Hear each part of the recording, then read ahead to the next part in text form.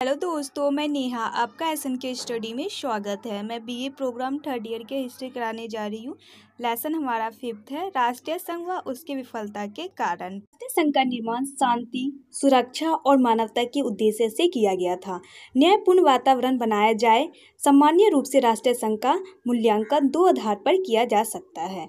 आपसी सहयोग की भावनाओं को बढ़ावा देना। दूसरा है राजनीतिक और आर्थिक रूप से एकीकरण करना। प्रथम विश्व युद्ध के बाद राष्ट्रीय संघ का निर्माण किया गया ताकि दूसरा विश्व युद्ध ना हो और पूरे विश्व में शांति स्थापित हो। मानवता के उद्देश्य से भी किया गया था। न्यायपूर्ण वातावरण बने रहे पूरे विश्व में। और राष्ट्रीय संघ को यूएनए भी कहा जाता है। राष्ट्रीय संघ का जो है रूपरेखा 1919 में ही तैयार हो गया था, लेकिन राष्ट्रीय संघ को 1920 में लागू किया गया था। राष्ट्रीय संघ को निर्माण करने में अमेरिका के राष्ट्रपति वुडरो विल्सन ने महत्वपूर्ण भूमिका निभाई, लेकिन इस संगठन में वो शामिल नहीं हुए थे।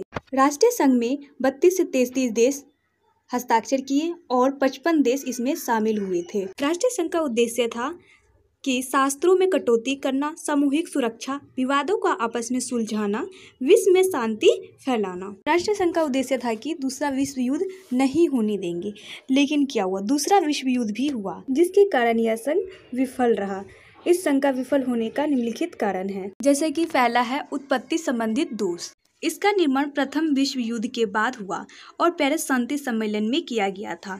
इसमें केवल विजयी देश ने मुख्य भूमिका निभाई। राष्ट्रीय संघ में हारे हुए देश के लिए नफरत और गुस्सा को बढ़ावा दिया। वार्षिक की संधि इसमें रखी गई, जो कि अमान्य थी, जो कि जर्मनी और उसके साथी देशों को डुबाने के लिए योजना की गई थी। इस संगठन में क्या हुआ था? जो प्रथम विश्व युद्ध में जीते थे जो देश, उन्हीं देश को शामिल किया गया था। जो पराजित देश है उन्हें शामिल नहीं किया गया था, जिसके कारण ये संगठन असफल रहा। संयुक्त राज्य अमेरिका का असहयोग। अमेरिका के राष्ट्रपति विल्सन ने पेरिस शांति सम्मेलन में हस्ताक्षर तो किए, लेकिन वह राष्ट्रीय संघ में शामिल नहीं हुए। लेकिन राष्ट्रीय संघ को बनाने में उनकी भूमिका भी रही थी। इसमें शामिल नहीं हुआ तो यह संगठन आर्थिक और सैनिक रूप से कमजोर रहा, क्योंकि अमेरिका एक महाशक्ति था। सोवियत संघ और युद्ध में हारे हुए देशों को जानबूझकर बाहर रखा गया ताकि ब्रिटेन, फ्रांस इसमें मनमानी कर सके। तीसरा है सदस्य राज्यों की संप्रभुता। राष्ट्रीय संघ के जरिए विश्व में शांति स्थापित करने के लिए सभी राज्य संप्रभु छोड़ा गया था, जिसमें राज्य की जनता इसे विषय में कोई भूमिका नहीं है। और राष्ट्रीय संघ के सदस्य राज्यों के विचारों पर सिर्फ सिफारिश कर सकते थे। यदि कोई देश यह कहे कि कोई समस्या या विवाद उसका आंतरिक मामला है, तो राष्ट्रीय इस पर विचार भी नहीं कर सकेंगे।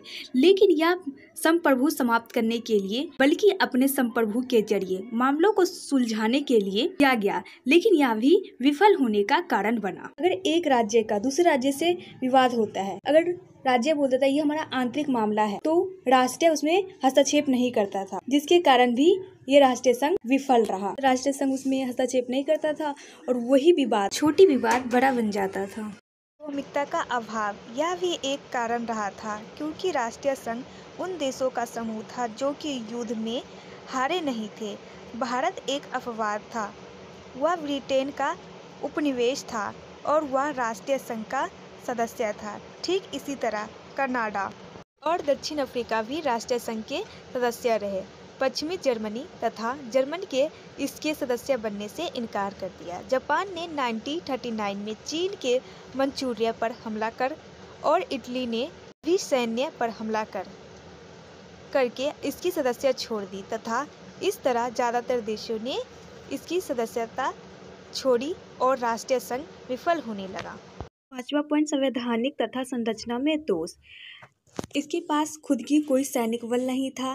कई बार ऐसा मोड़ भी आया था कि कानून तोड़ने वाले देश को भी सजा नहीं दिला पाया, जिसके कारण यह असफल रहा। दूसरा है सदस्य राष्ट्रों को सदस्यता त्यागने का पूरा अधिकार था, जिसके लिए 2 वर्ष पहले नोटिस देना पड़ता था। तीसरा, यदि कोई भी निर्णय लेना है तो वह उसके सर्व सदस्यों की सहमति से ही होती थी, जिसमें कोई ना कोई टांग अड़ा देता था। निर्णय प्रक्रिया जटिल थी, जिसके कारण लंबे समय लग जाते थे।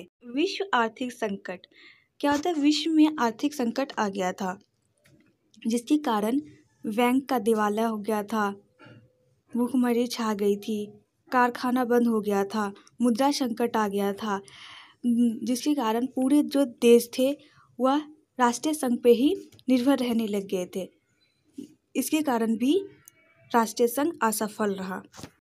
7वां पॉइंट है तानाशाही का उदय। इटली में मोसिलिनिया 1922 में आया, स्पेन में 1923 से 1930 तक दी रिवार्ड की तानाशाही हिटलर का उदय हुआ और जापान में सैनिक का उदय हुआ।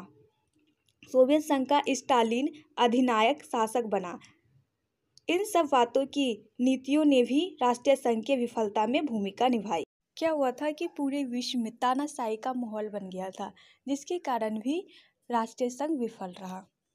थैंक यू दोस्तों। अगर आपको ये वीडियो अच्छा लगे तो लाइक कीजिए, शेयर कीजिए, कमेंट कीजिए। अगर इस चैनल पर आप नए हैं तो इसे सब्सक्राइब कर लीजिए ताकि आपको वीडियो को नोटिफिकेशन मिलता रहे टाइम टू टाइम।